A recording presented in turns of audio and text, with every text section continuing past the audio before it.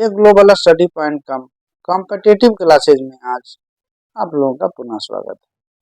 मैं मुकेश सर आज आप लोगों के लिए एक छोटा सा टॉपिक गुणसूत्र, जिसे क्रोमोसोम भी कहते हैं, के बारे में जानकारी लेकर आया हूँ। यह टॉपिक काफी छोटा है लेकिन काफी महत्वपूर्ण है। अब हम लोग प्रारंभ करते हैं। सबसे पहले इसके परिचय को जान लेते हैं। गुणसूत्र या क्रोमोसोम एक सामान्य कोशिका के केंद्रक में पाए जाने वाले तंतु रूपी धागे जैसी रचना होती है जो डीएनए तथा प्रोटीन के बने होते हैं। सामान्यतः क्रोमोसोम बेलनाकार होते हैं। कोशिका विभाजन के समय गुणसूत्र महत्वपूर्ण भूमिका निभाते हैं। ये आनुवंशिक गुणों का निर्धारण करते हैं। प्रत्येक गुणसूत्र के 3 भाग होते हैं: पेलिकल, मैट्रिक्स तथा क्रोमैटिड्स। अब चलते हैं इसके संरचना के बारे में जानकारी प्राप्त करते हैं। बारी बारी से इसके प्रत्येक भागों के बारे में जानकारी प्राप्त करेंगे। सबसे पहले है टेलोमियर। क्रोमोसोम के सबसे ऊपरी सिरे को टेलोमियर कहते हैं। इसका मुख्य कार्य है क्रोमोसोमल स्थिरता बनाए रखना तथा क्रोमोसोमल क्षरण को रोकना। दूसरा पेलिकल। क्रोमोसोम का सबसे बाहरी आवरण या झिल्ली पेलिकल कहलाता है। इसके बाद मैट्रिक्स। पेलिकल से जो घिरा हुआ जेली जैसा पदार्थ है वह मैट्रिक्स कहलाता है। अगला क्रोमैटिड। मैट्रिक्स में क्रोमोसोम की पूरी लंबाई 2 समानांतर कुंडलित धागे के समान रचना होती है जो अर्धगुणसूत्र या क्रोमैटिड्स कहलाता है। क्रोमोनीमेटा। प्रत्येक क्रोमैटिड में 2 या अधिक अत्यंत महीन कुंडलित धागे के समान रचनाएं होती हैं जिन्हें क्रोमोनीमेटा कहते हैं। सेंट्रोमियर। क्रोमोसोम के दोनों क्रोमैटिड एक स्थान पर सेंट्रोमियर के द्वारा एक दूसरे से संयोजित रहते हैं।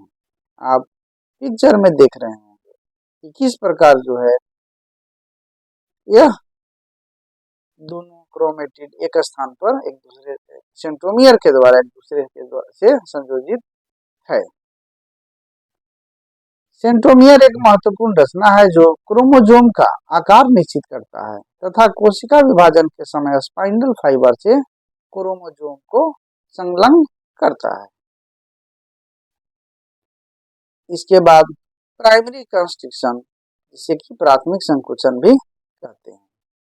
तो सेंट्रोमियर की उपस्थिति के कारण क्रोमोसोम 2 भागों में बढ़ जाता है, जिसे बाहु कहते हैं, और बाहुओं की संधि स्थल पर एक संकुचन होता है जिसे प्राथमिक संकुचन कहते हैं। आगे सेकेंडरी कंस्ट्रक्शन या द्वितीयक संकुचन। कभी कभी क्रोमोसोम की बाहुओं में प्राथमिक संकुचन के अतिरिक्त एक अन्य संकुचन पाया जाता है जिसे द्वितीयक संकुचन कहते हैं। इस प्रकार हमारा जो है क्रोमोसोम का नामांकित चित्र स्पष्ट हो गया। अब हम आगे चलते हैं, इसके संख्या के बारे में जानकारी प्राप्त करते हैं। तो विभिन्न जीवों में गुणसूत्रों की संख्या अलग अलग, जैसे मनुष्य में 23 जोड़े, कबूतर में 40 जोड़े, कुत्ता में 30 जोड़े, घोड़ा में 32 जोड़े, बिल्ली में 19 जोड़े, गेहूं में 21 जोड़े, मेढक में 13 जोड़े, गोरिल्ला एवं चिंपैंजी में 24 जोड़े इत्यादि। इस प्रकार जो है अलग अलग जीवों में अलग अलग संख्याओं में गुणसूत्र होते हैं। अब हम लोग इसके कार्य के बारे में जानकारी प्राप्त करते हैं। तो गुणसूत्र कोशिका विभाजन, उत्परिवर्तन तथा पुनर्जनन में मदद करते हैं।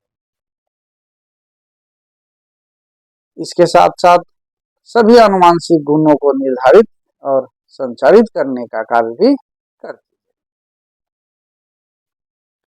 अब हम लोग गुणसूत्रों से संबंधित कुछ महत्वपूर्ण प्रश्न के बारे में जानकारी प्राप्त करते हैं। कुछ प्रश्न तो हमारे पूर्व में जो संरचना है उसमें जो दिए गए हैं विवरण, उसमें भी आपके बहुत सारे महत्वपूर्ण प्रश्न निकल कर आएंगे और ये प्रश्न कुछ अलग से हैं जो आप लोग को बता रहे हैं।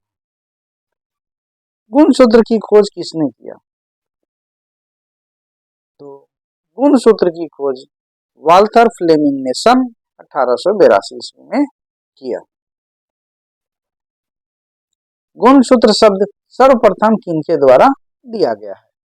तो गुणसूत्र शब्द सर्वप्रथम डब्ल्यू वाल्डेयर के द्वारा सन 1888 में दिया गया है। सबसे छोटा मानव गुणसूत्र कौन सा है? तो सबसे छोटा मानव गुणसूत्र जिसे कहते हैं एस्केरिस। एक मानव गुणसूत्र की लंबाई लगभग कितनी होती है?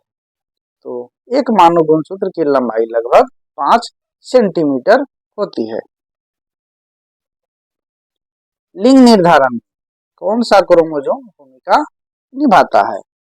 तो लिंग निर्धारण में नर के यानी पुरुषों के एक्स और वाई क्रोमोसोम महत्वपूर्ण भूमिका निभाता है।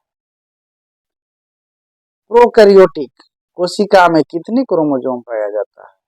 तो इसमें केवल एक क्रोमोसोम पाया जाता है। क्रोमोसोम दोनों क्रोमैटिड एक स्थान पर किसके द्वारा एक दूसरे से संयोजित रहते हैं? तो क्रोमोसोम में दोनों क्रोमैटिड एक स्थान पर एक दूसरे से सेंट्रोमियर के द्वारा जुड़े रहते हैं। क्रोमैटिड किसका बना हुआ रहता है? तो क्रोमैटिड जो है डीएनए तथा हिस्टोन प्रोटीन का बना होता है।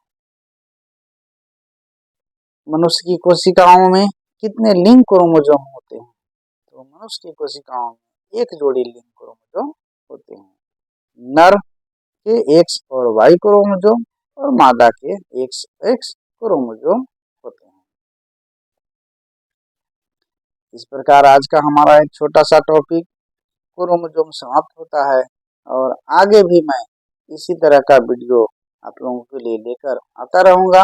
वीडियो अंत तक देखने के लिए धन्यवाद।